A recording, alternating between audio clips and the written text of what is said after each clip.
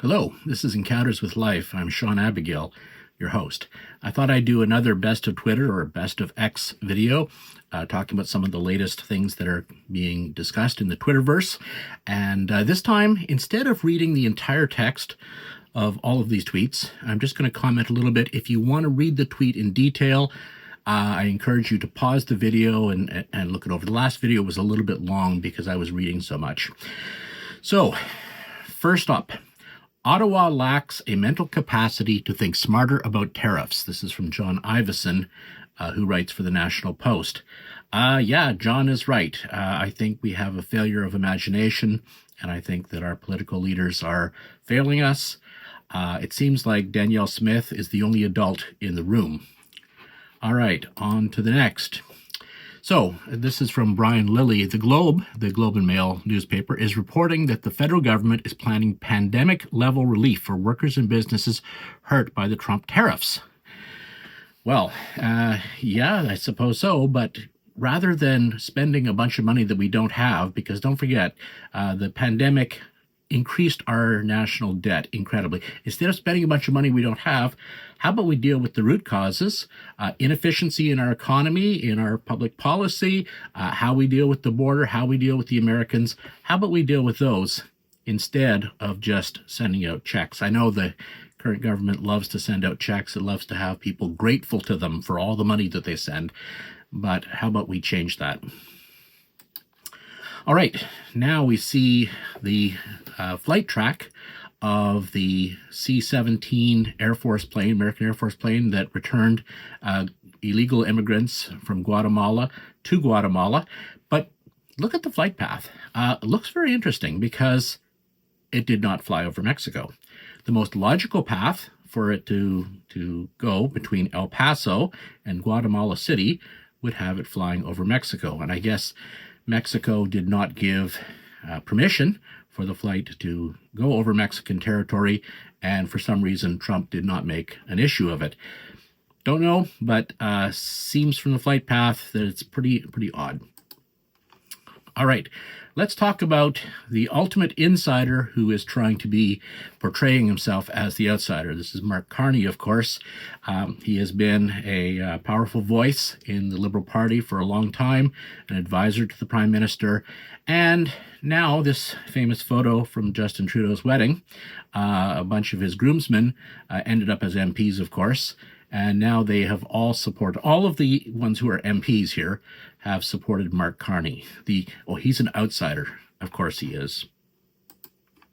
Well, the Liberal Party, of course, has an unlimited number of people, a cadre of people. They have an unlimited number of organizations, legal firms, and so on, who are all liberal-friendly and who are all supporting whoever the backroom boys endorse. And Mark Carney, of course, is the ultimate insider. And so he is getting a lot of support. You know, every party's got its own insiders. That's true. But the Liberal Party makes an art form of it. And they have an incredible number of people and organizations who know exactly what to do. They know exactly what role that they're going to play.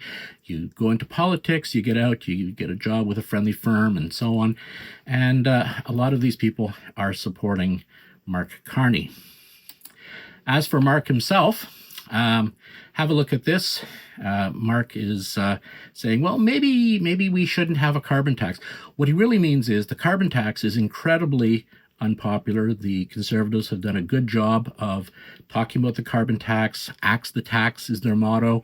And knowing that it's unpopular, Mark Carney is willing to consider getting rid of it. But he loves the idea of a carbon tax, and so he will bring it back in some other form.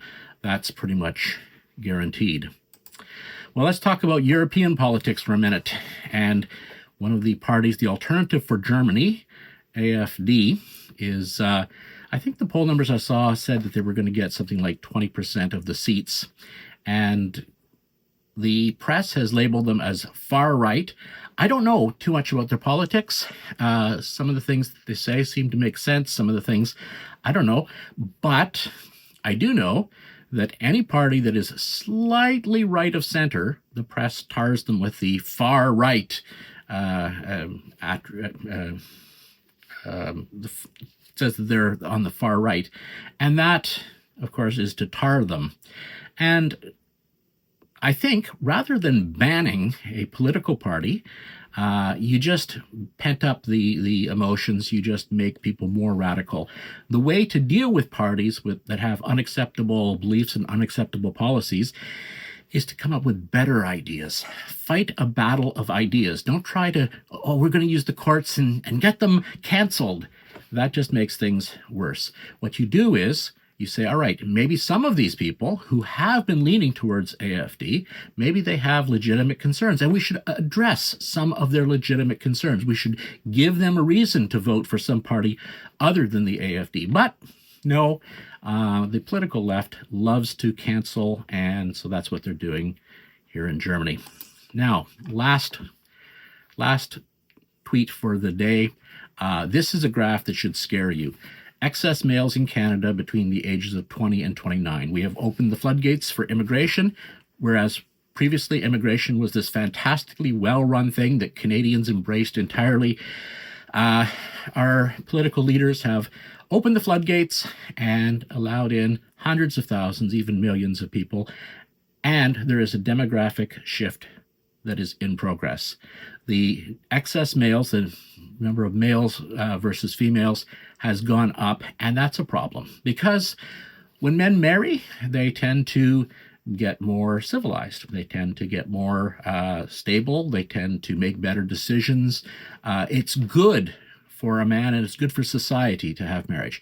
When you have a large number of males who, demographically speaking, will never marry, they will never find that life partner, what happens is they tend to get radicalized, and they tend to just hang out with other radicals, and this is a bad thing for Canada.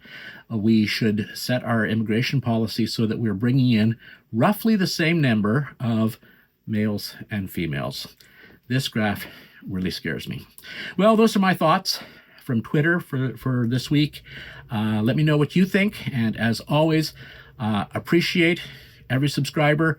I'm still at the stage where even one new subscriber puts me over the moon. I'm happy every time I see that subscriber count go up by one. So please consider that. Also, if you could, share this video with others if you think the channel's got some potential, because that's how it grows. Thank you very much. I'm Sean Abigail. That's Encounters with Life.